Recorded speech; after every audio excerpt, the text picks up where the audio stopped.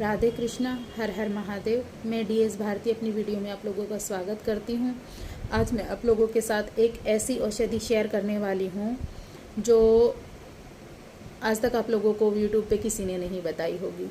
और जहाँ तक मैंने इस औषधि को प्रयोग करके देखा है तो ये 100% काम करती है, इसका मैं दावा करती हूँ।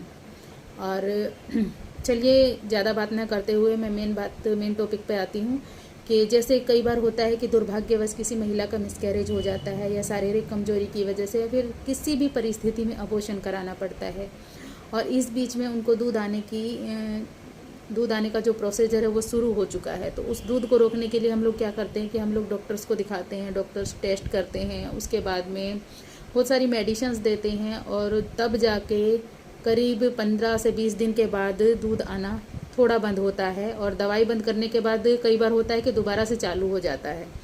और अगर नहीं भी होता है तो उसकी वजह से शरीर में कई तरह की हार्मोन्स की प्रॉब्लम जो है वो बन जाती है महिलाओं को, जो उसके बाद कभी ख़त्म ही नहीं होती है। मेरा ये बहुत लंबा अनुभव रहा है, इसलिए मैं आप लोगों के साथ शेयर कर रही हूँ। तो इसके लिए करना क्या है कि जिस किसी महिला के साथ दुर्भाग्यवश ऐसी परिस्थिति कभी आ जाती है कि मिसकैरेज हो गया है या फिर अबॉर्शन कराना पड़ा है और इस बीच में उनको दूध आने का प्रोसीजर शुरू हो गया है, तो पान वाले की दुकान पे जाना है और वहाँ से पान के पत्ते लेकर आने हैं। और रात के समय सोने से थोड़ी सी देर पहले उन पान के पत्तों को तवे पे हल्का सा गर्म कर लीजिए। और गर्म करने के बाद जिस महिला का मिसकैरेज हुआ है, जिनको दूध आने की समस्या है, तो उनके सतनों पर उसको लगाकर छोड़ दीजिएगा। तो मात्र एक रात्रि में आपको फ़र्क साफ दिख जाएगा और मात्र 2 रात्रि तक लगाने के बाद दूध आने की जो समस्या है वो पूरी तरह से ख़त्म हो जाएगी और किसी तरह की कोई हार्मोन्स की समस्या नहीं होगी।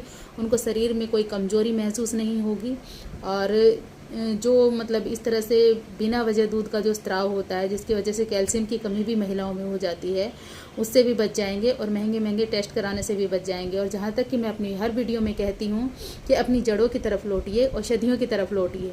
तो मेरे कहने का तात्पर्य सिर्फ इतना सा है कि देखिए, एलोपैथी आज तक किसी भी बीमारी को जड़ से ख़त्म नहीं कर पाई है, क्योंकि एलोपैथी हमें दवाइयों के साथ जीना सिखाती है, हैंगओवर करती है।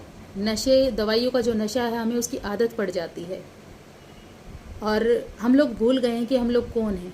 हम लोग ऐसे भारत की संतानें हैं जो विश्व गुरु रहा है, और जिस एलोपैथी का हम सहारा लेते हैं, जिसकी फंडिंग और जिसकी वजह से विदेशों का बहुत बड़ा बड़ा बिजनेस हो रहा है, उस एलोपैथी की जो जड़ है वो आयुर्वेद है। तो कृपया करके अपने आप को पहचानिए, अपनी सभ्यता और संस्कृति की तरफ लौटिए, लोकल को बढ़ावा दीजिए, अपनों को बढ़ावा दीजिए और उन वैद्यगणों को जो सिर्फ आपकी नाड़ी को देखकर आपकी बीमारी को पहचान जाते हैं और जिनको हम थोड़े थोड़े पैसे देने में भी ये सोचते हैं कि इसने किया ही क्या है। और डॉक्टर इतने सारे हमारे टेस्ट करते हैं, कितने कितने सारे इंजेक्शन लगाते हैं, कितना कितना टेस्ट के नाम पे खून निकाल लेते हैं, और उसके बाद भी वो 20% भी हमारी बीमारी का पता नहीं लगा पाते हैं। उसके बाद भी वो एक्सपेरिमेंट्स करते रहते हैं। तो अगर कोई भी अगर रिसर्च करके देखता है या अपने फ्लैशबैक में जाके देखिएगा कि कैसे कैसे वैद्य हमारे देश में रहे हैं जो और अभी भी हैं, जो मात्र हमारी नाड़ी देखकर ये बता देते हैं कि हमारे शरीर में कौन सी समस्या किस वजह से और कौन सी नाड़ी के बिगड़ने की वजह से हुई है। तो कृपया करके अपनों को बढ़ावा दीजिए और स्वस्थ रहिए, मस्त रहिए। और इसी वीडियो के साथ राधे कृष्णा, हर हर महादेव।